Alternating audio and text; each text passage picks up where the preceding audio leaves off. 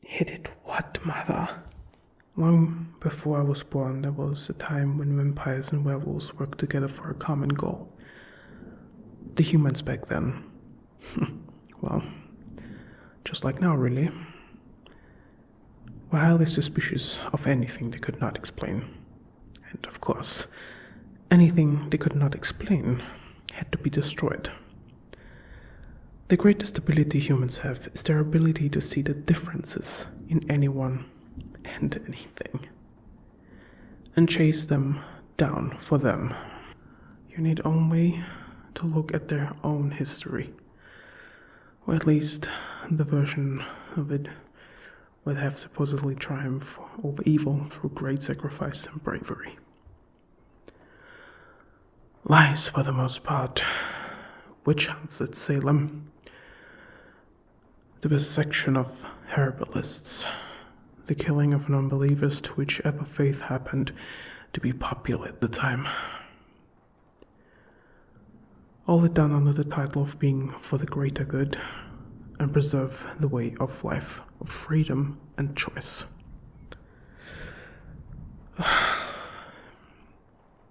But in reality, those events and others were done simply because certain people stood out, which upset the neat and tidy view of the world that humans are so desperate to preserve. What common goal, Mother? Survival, daughter. Just survival. Vampirism and lycanthropy stood out like neon signs do in pitch blackness. It didn't take long for the humans to notice us and proceed with a campaign of slaughter against both our races.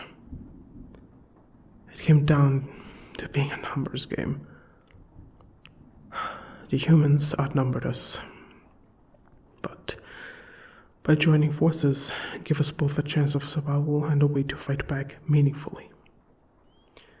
The Vampire King at the time decided that a show of dedication to the Alliance would prove to the werewolves that the Vampire Nation was serious about the mutual survival of both races.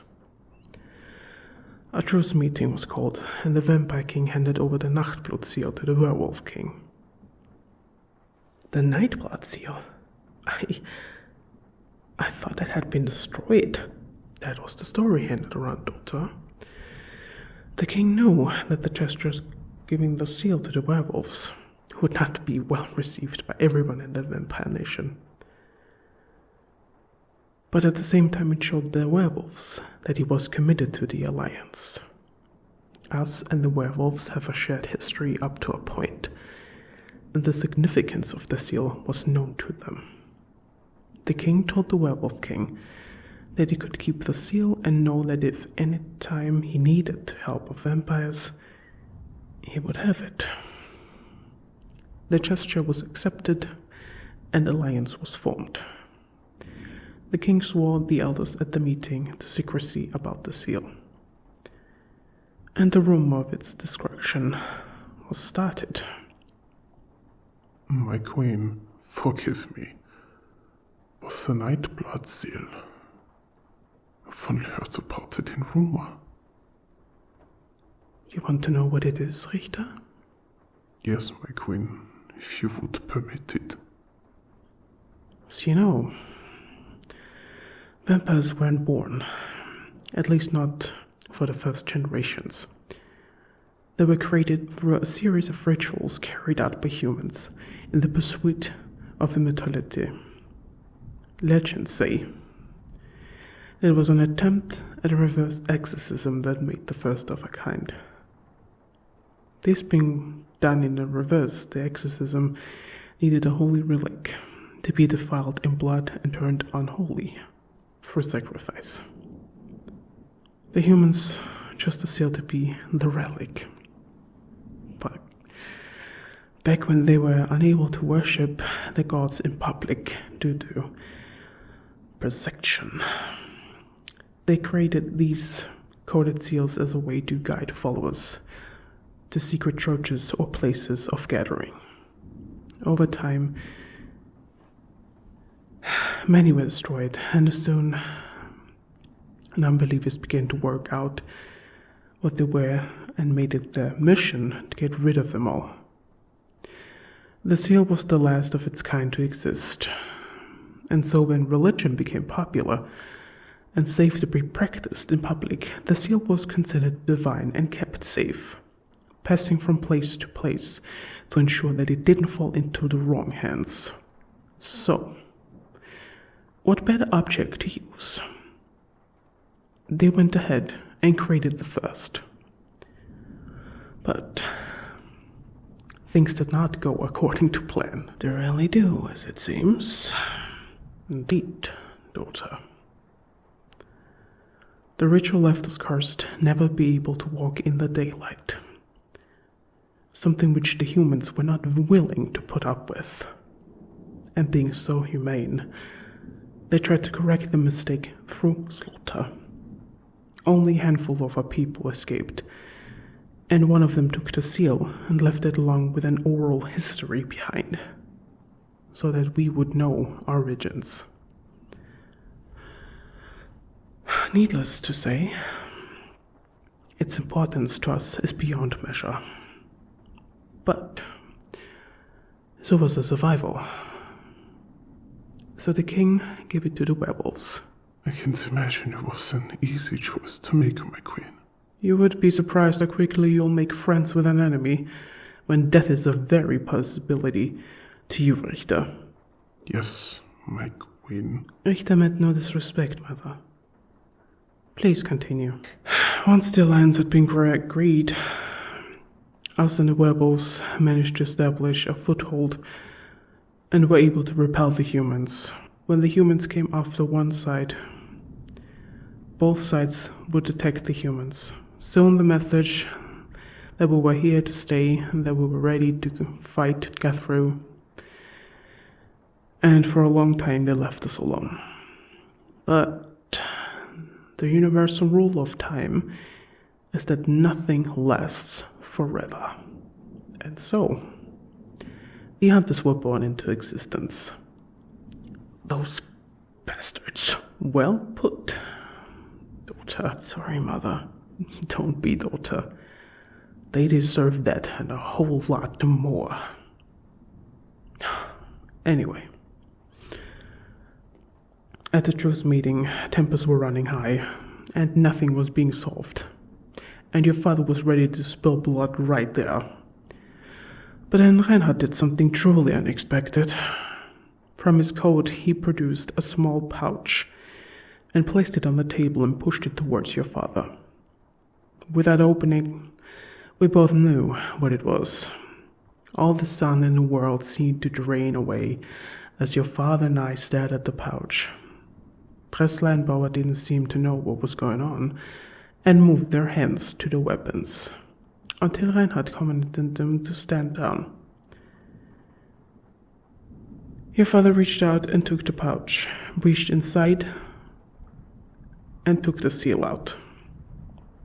It had been hundreds of years since a vampire had seen, let alone touched the seal. Having something that means so much back in our possession spoke to how serious Reinhard was about the truce. Mother, are you right? I'm fine. However, Reinhard had obviously not discussed this with Dressler or Bauer, as when they both saw what your father was holding in his hand, they both became enraged and began to argue with their king. Reinhard tried to calm things and explain that it was the only way to end the war, that there were no other options. Bauer protested and said that council would never agree to this. Dressler called Reinhard a traitor and said that he would not let the seal fall back into our hands. Dressler drew his sword and launched himself at your father before Reinhard could hold him back. Your father pushed me out of the way to safety and dodged 2 attacks from Dressler. He pivoted and threw himself at Dressler. They both collided, and your father landed a series of punches. Dressler slashed at your father with both his sword and claws. He caught your father on the shoulder with his claws digging into him. But your father clamped down on Dressler's arm and broke it, pulled him close, and bit into his neck hard. Your father pulled his mouth away from Dressler's neck, taking a huge chunk of flesh away with it. Blood gushed everywhere. Your father is still holding on to Dressler's broken arm, but the rest of Dressler's body went limp, and he fell to his knees trying to put his other hand around the wound on his neck. But he had lost too much blood and had no strength left. Your father released Dressler's arm and moved in front of Dressler so that he could see him. Dressler was fading fast, but your father wanted to deliver a final blow. He placed both his hands either side of Dressler's head and wrenched his head hard to one side, and then in one quick movement wrenched it to the other side. I can still remember the sounds of the bones snapping in the great hall. Dressler's head was separated from his spine. It was only his skin keeping it in place. But your father wasn't done. He dug his nails into the flesh of Dressler's neck and tore his head off in one single motion. Your father held the head up and looked into the eyes for a moment and then tossed it at Reinhard's feet. Barbara reached for her sword, but Reinhard got her in a bear hug and lifted her off the ground with no effort. He held her there, squeezing her until she went limp and fell into unconsciousness. He lowered her onto the ground and looked over at the head of Dressler. Reinhard just stared at it. Nobody said a word.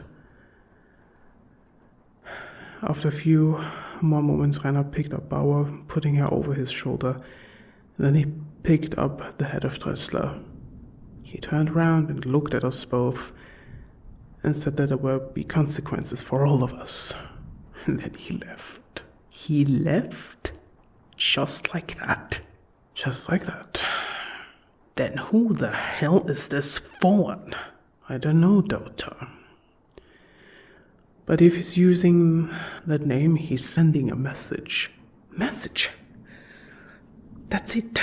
Mistress? Fawn. Whoever the fuck he is sent me a message on my phone. He said he left me something at one of my clubs for me. I need to go there and get whatever it is. You are not going alone. Richter, go with my daughter. Yes, my queen.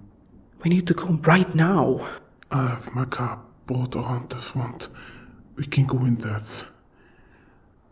I need to get something from my office, but I will meet you by the car in a minute. Hurry, Richter. Hi, Richter. Long time. No, here? Who are you? Your best friend. Enough of your shit. What the fuck are you? Who are you? Because I know you're not fun. I already told you. Your best friend. I'm going to fucking find you. And you're not going to do a damn fucking thing, bestie. Except get to that package I left for your little bitch before she does. Because if she does, she's going to find out what a nasty little traitor you are. What? What are you talking about, you fuck? I've recorded every single conversation we ever had and put them all onto a nice little thumb drive. A neat package showing what an untrustworthy piece of shit you really are.